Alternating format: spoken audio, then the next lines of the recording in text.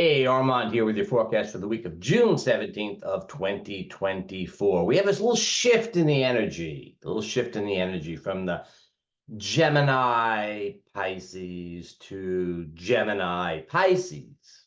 There's a little bit more of a Piscean emphasis as we get into the second half of June.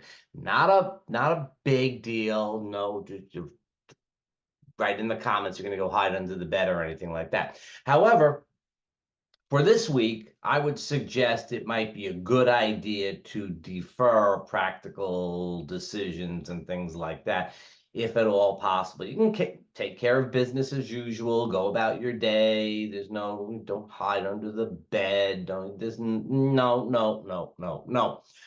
But in terms of practical decisions, it's probably not all that great. So we start the week, late on Sunday, the 16th, Venus squares Neptune, which means that whole weekend beforehand, we would have covered that in last week's forecast, but you might be watching it on Saturday or Sunday.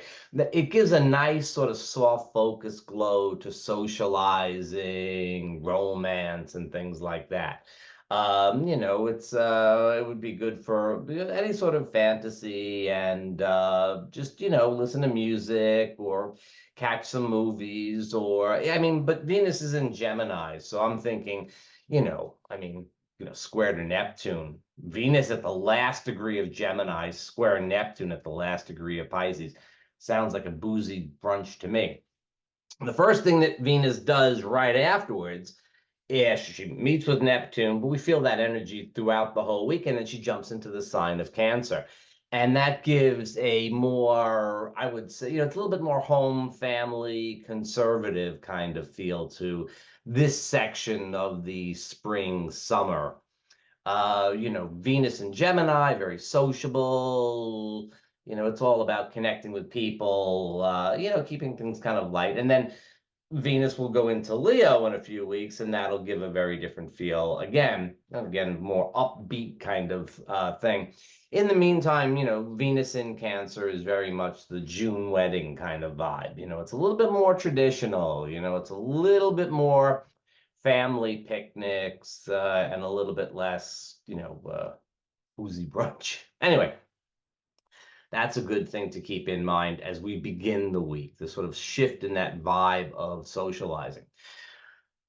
Mercury follows suit. And Mercury also squares Neptune on the 17th and then goes into Cancer. Now, the shift between connecting with Neptune in the water sign of Pisces and then going into the water sign of Cancer for both of these planets is, it's not an abrupt shift. In a way, it's sort of a transition, but kind of maybe some of the same themes come around. But the important thing is that Mercury square Neptune is not a great time for making practical decisions. This is especially true Sunday the 16th, Monday the 17th, and I'm going to let it fog over into Tuesday the 18th. Really, really poor. Think about it like Mercury retrograde raised to a power. Bad for decision making, bad for contracts, bad for electronics and things like that.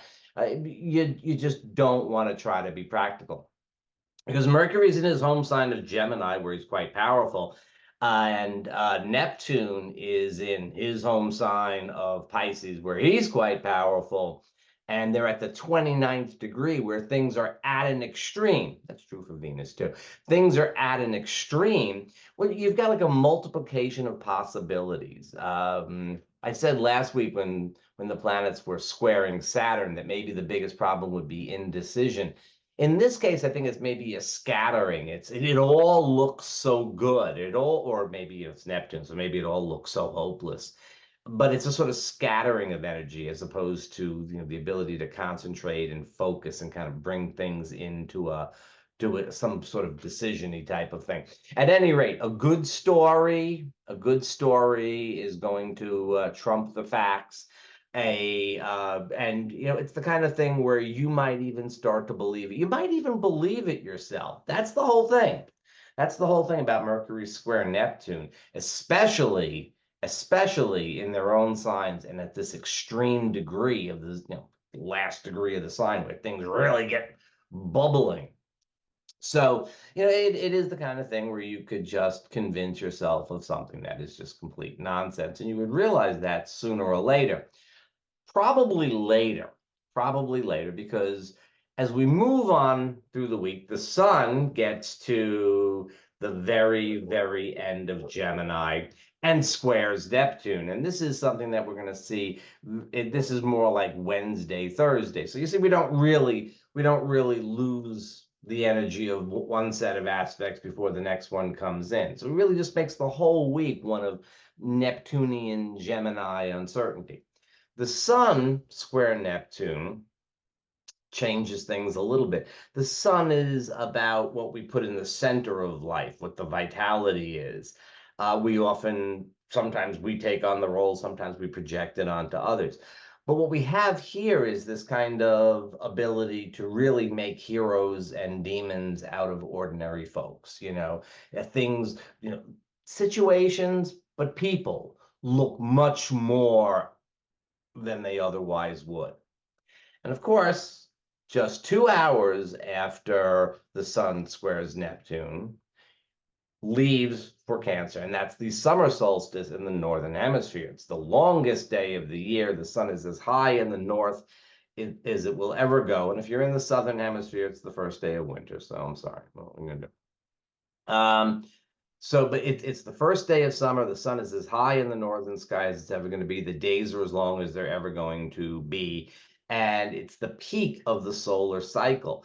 So here we have the peak of the solar cycle, and the sun is square to Neptune at this time. It makes me wonder if we're not just going to have a very Neptunian summer, if that isn't just the vibe that is somehow getting sewn into the next 3 to 6 months. Because when we look at the summer solstice, we usually look at it in terms of the next 3 to 6 months. So that Neptunian vibe might be there. Another thing that we have coming on, and this is on the 21st, we have the Capricorn full moon. Full moons, fun, energized, exciting. Capricorn, very nice sign. Very nice sign. It's probably not the most raucous full moon of the year. It is probably not the big, it's not the Leo full moon. It's not the Aquarius full moon, which we'll have next month.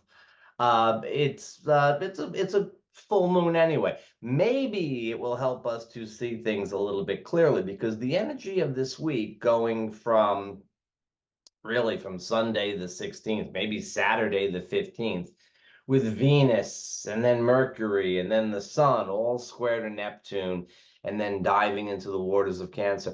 I feel bad language choices. The feel of this week is very uncertain. Let's keep in mind, this is great for creativity. This is great for play. Get out a board game, play Monopoly or something like that. Or, or pickleball or whatever the thing is that you want to do. Great ideas, right? It's great to play. It's great to see that it's a game, right? It's a game. It's all a game. It's all a game. Play a good one. That's a good choice. Play a good game. Recognize it's all a game. Don't get too drawn into things. Don't get too upset by things. Don't try to figure too much out. But definitely the high energy of the full moon, that's going to keep us going on to the 22nd, the 23rd, and that weekend. The moon will eventually go into Aquarius. That's the next sign from Capricorn. And it'll still have plenty of energy, and it should make for a really, really nice weekend coming up. The weekend of the 22nd and 23rd ought to be pretty good. So this is a good week. This is not a bad time or anything like that. We have a shift in energies, lots of possibilities, lots of play, and that's closely followed by this sort of Cancerian Capricorn vibe of, yeah, but what's really what with it? So that's the kind of question that we're looking at. Don't even try to get an answer. Don't. Don't try to get an answer. Just enjoy it, see how it feels. And get an early start on summer, take a bit of a vacation, tune out or tune in, make it a good time, but don't take things too seriously. This is not a great week for taking things very seriously, like most of them.